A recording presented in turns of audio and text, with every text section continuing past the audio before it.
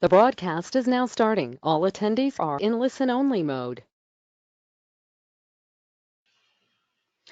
Hi everybody, it's 1 o'clock, but I think we've still got a few people coming in, so we'll just wait a few minutes. We'll wait a minute and give a few more people a chance to log in. If you can hear me now, and you have a little gray box in your mic go to webinar screen, you can click on the little hand, and then that'll show that you can see me, and sorry, you can hear me. Oh, Alira Briggs, Deborah, great. Oh, well, that looks like that's working well then. That's great. I'll just wait for the clock to tick over before we actually get going, if that's all right.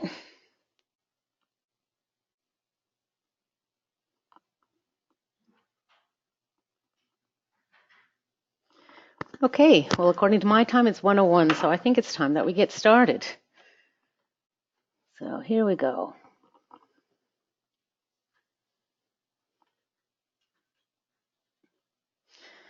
Hello, everyone, and welcome to our Chintaro user training webinar for 201 exclamation mark. My name is Julie, and I've been part of the Chintaro team for about 4.5 months.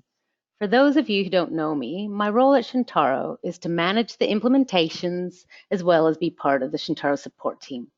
You may have received emails from me or spoken to me on the phone.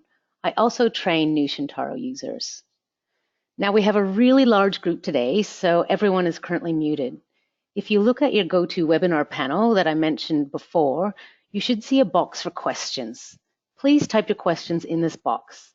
I have the lovely Kate in the session as well, and she's going to answer them as they come through. We're going to try to keep the questions to our topic on hand. So if anyone has any specific questions about their system or who require support, please email support@chintaro.com.au and we'll attend to your questions as soon as we can. This session is being recorded, and as with all our webinars, this recording will be available on our knowledge base by the end of the day today.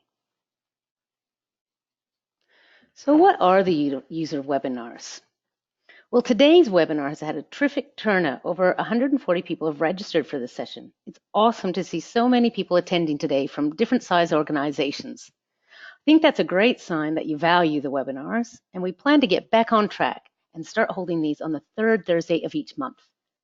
The purpose of running these webinars is to look at how we perform some functions in Chintaro that either aren't covered in standard training or that some users are having a little bit of troubles with. We've had a look through our support emails and knowledge base and found some of these common scenarios where our users are finding things a bit tricky, and we'll focus on them throughout these webinars. The way this webinar will work is that I'll cover about 20 to 30 minutes of content showing you a few different scenarios. While I'm doing that, Kate will answer any questions that come in. What are arrangements? Some organizations want to manage arrears by coming to an arrangement with the tenant that they will pay extra each week or fortnight until the arrears debt is repaid. It allows you to track payments against the arrears as a separate amount, which makes reporting and tracking easier. Steps that we'll cover today. I'm going to go over how to set up transaction types, how to set up an arrangement for a tenant, how to report on current arrangements, and I'm going to go through about 2 or 3 scenarios with different tenants, depending on how much time we have. So with that being said, let's get started. Hopefully all of you can see my Chintaro screen up now. And this is just a test database that I've set up for this. So let's get going. The first thing that I'm going to show you to do is to create a transaction type. So from there, you go to the home screen, click on System Maintenance here, and then we go to Reference Tables right here. Just a little tip, when you're on here, if you have to scroll way down, you can just type in a letter. I'm going to type in the letter T, and you can see down at the bottom, it brought me right down to the tags. So then I don't have so far to scroll down. So what I want to do is I want to go to the transaction type here and have a look at this because you might already have your transaction type set up for arrears. In my case, I don't have them there, so I'm going to enter 2 new transaction types. To enter a new transaction type, just go down to the very bottom row here where it says new, and then you can just start typing. So I'm going to type in rent, arrears, charge. Now there's quite a few different columns here, so I'll just quickly go over. I'm going to click the rent button because I want the rent arrears to be included as rent. This is used for reporting and stuff. You've got rent and non-rent. So if you don't want it to be counted as rent at your organization, just don't tick that field. The other thing that I need to tick is debit because it's going to be a charge. And then I'm going to go all the way over here to transaction groups. I'm going to put this one in a separate transaction group of rent arrears. You can have it in just a rent transaction group if you want, which a lot of people do. And again, that just depends on how you want to do your reporting and how you treat arrears at your organization. So that's entirely up to you. And now I'm going to go back down to the bottom where it says new again, and I'm going to enter another transaction type. This one, I'm going to call it a rent arrears payment. So again, I'm going to have it counted as rent, of course, because the other one is. And then I'm going to go all the way over here to split so that we can split it, and arrangement. And then for this column here, arrangement charge ID, I need to go back to the one above that we just created, check this ID column here where it says 217. So I'm going to pop that in here, 217. And it was probably a different number at your organization, but that's how you get it. And then again, I'm going to go over here and put it in the rent arrears transaction group. And that's all you have to do. Now the transaction types have been created. So let's have a look at the tenancies. I'm just going to go up to the top here and click on tenancy. Now the first tenant that I'm going to look at is Jack Nimble. I'm just going to double click on him here to bring up his screen. If you have a look at Jack, you can see that he's made some payments, but he's missed some payments. Now for me, I only want to count rent. I don't want to count these amenities. So I'm just going to do a little filter here under the rent. I'm going to click on that, unselect everything, just click rent. And there, now I can see that the total is $960. So that's how much I want to set up as his arrears. So the first thing that I need to do is I need to enter a transaction. I'm going to enter a transaction here, and I'm going to make it a credit rent adjustment. So that's just there. And that should be for the amount that we've just said as the arrears, which is $960. And I'm going to call it a setup arrears arrangement. Setup arrears. And then I'm just going to click add. You can see that that's brought the balance down to 0. Now I'm going to enter a rent arrears charge for the same amount. The reason that we do this is because Chintaro needs to have one transaction set to the full amount of the arrears. It can't see balances that change. So let's just enter transaction again. And this one's going to be a rent arrears charge. It's just down here. And we're going to make it for that same amount, $960. And add that in. Now we need to set up the arrangement. So we're going to click on this little blue payment arrangements button up at the top. I'm going to click on fortnightly for Jack because that's when he pays. And I'm going to choose rent arrears payment from here. Now this is the transaction type that we set up before. So it might be called something different, but it's just whatever you set it up as or what it was in your system. Now Jack says that he can afford an extra $10 per cycle. So I'm going to make that 10.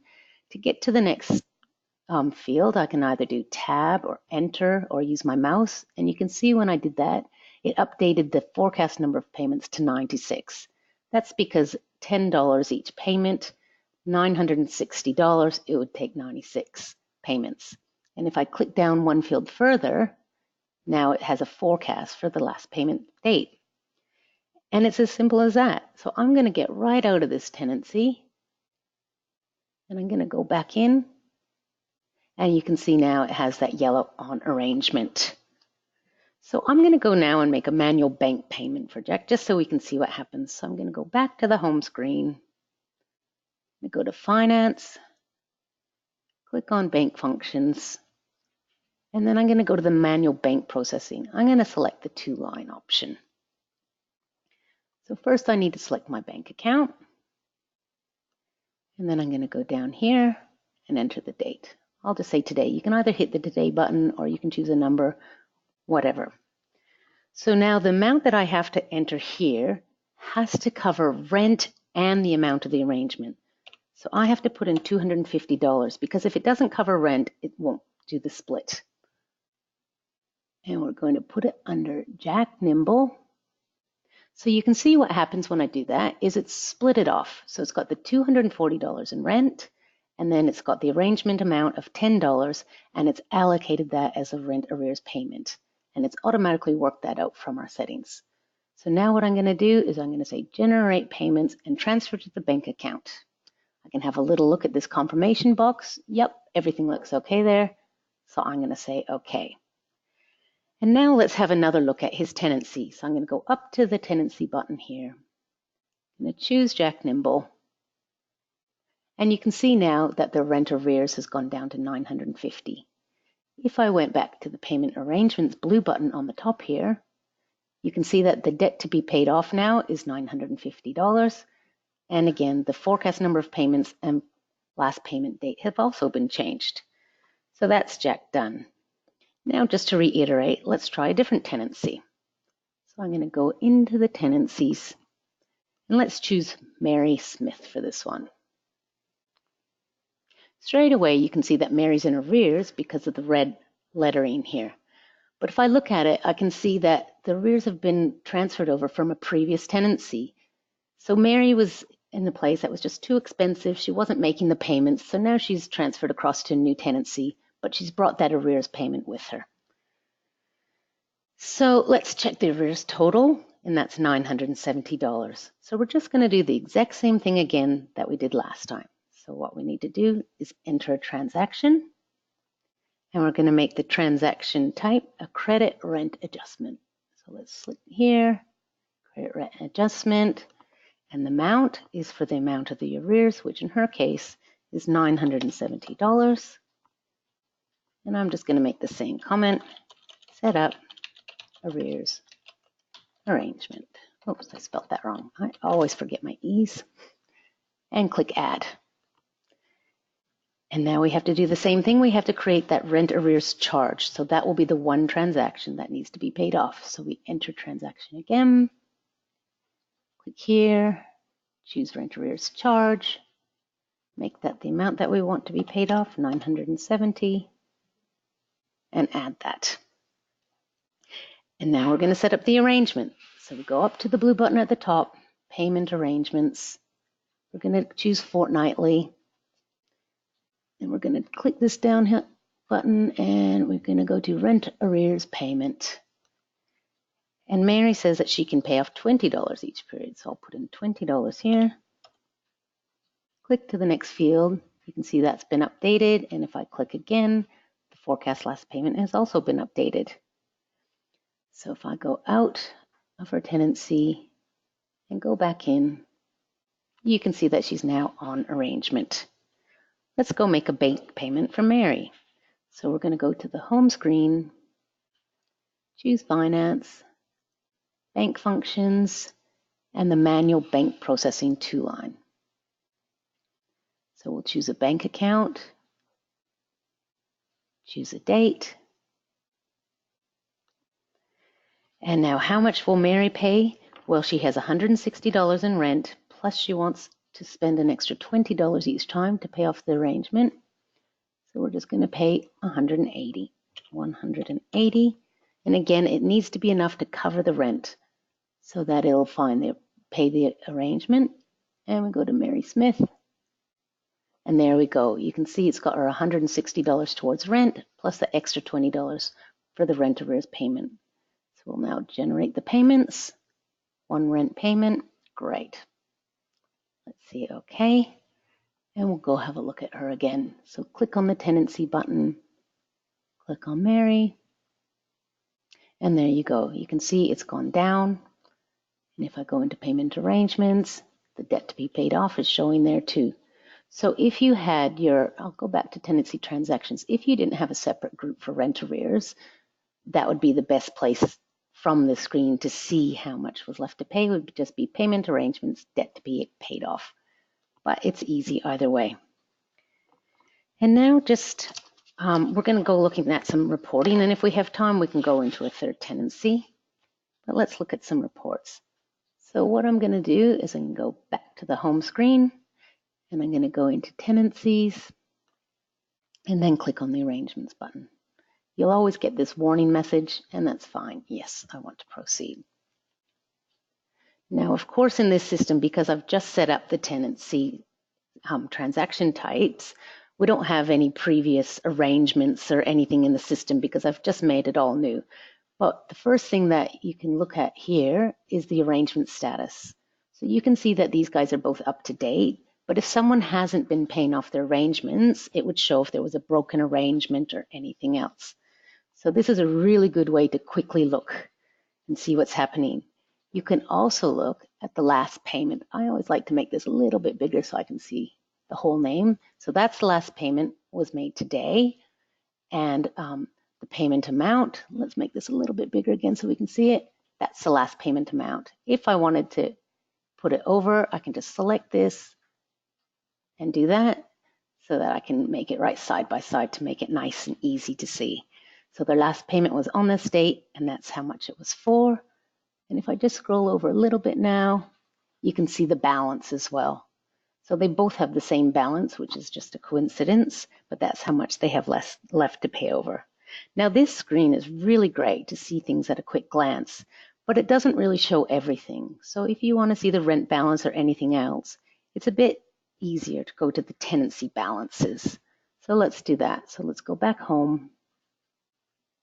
We're going to go to finance. And then we're going to click on tenancy balances. Again, you're going to get this warning message, and I'm going to say yes. Okay, so one thing I love about this screen is it's got this little as at date function at the top here. So you can make it what the balances are as at any date. All you need to do is go in here, type a new date, or select it from the calendar and press the enter key.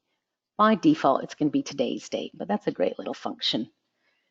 You can see the rent and the non-rent. So again, how that works just depends on what you count as rent and what you count as non-rent. And you can also see under this column here, the number of days that they've been in arrears. Now there's a lot that you can see from this screen, and I'm not going to go over it all in detail right now, but there is something that I wanted to show you, and it's way over. So let's scroll over, and as I'm scrolling over, you can have a quick look at some of the different things you can see on the screen. It's really great how much you can see. Let's go right over here. Okay, now this is what I wanted to show you. You've got the split one category and the split one balance. Now, if you remember, we made the first split, the rent arrears, which was that very first section when we did the payments arrangements. It's a good idea to have them all as the same split rather than have it the third one down or fourth one down if you want to look at it quickly from the screen, just so that it's all under here. So you can see they're both rent arrears, and here's the balance left. If you had it in a different split, it would just show in different things here. But that's a nice thing to know for reporting, because as with so many of the screens here at Chintaro, you can filter this however you like. If you don't want to see the tenancy manager, you can hide that field. You can sort on, I don't know, sort on anything. You can sort on the surname, and then you can export it and then do whatever you want with it. So it's really great for that way. Okay.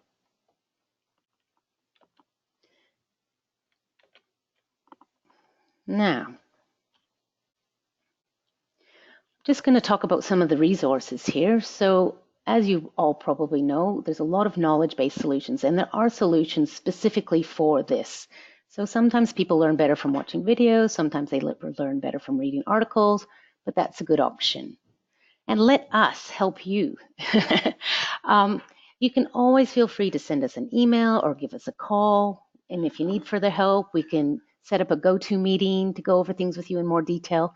This session today was really just supposed to be a bit of an overview to give you an idea how to do it. But if you ever need to know anything specific to your company, then we're always here and happy to help. So, the exciting news, what's the next webinar topic going to be? So the next webinar is going to be October 17th, and we will be talking about word merges. It's surprising, but every single day we get multiple questions about word merges. So that is going to be our next topic, and I hope that you enjoy that. Thank you everyone for attending the session today. We've recorded this session and it'll be available on our knowledge base by the end of the day.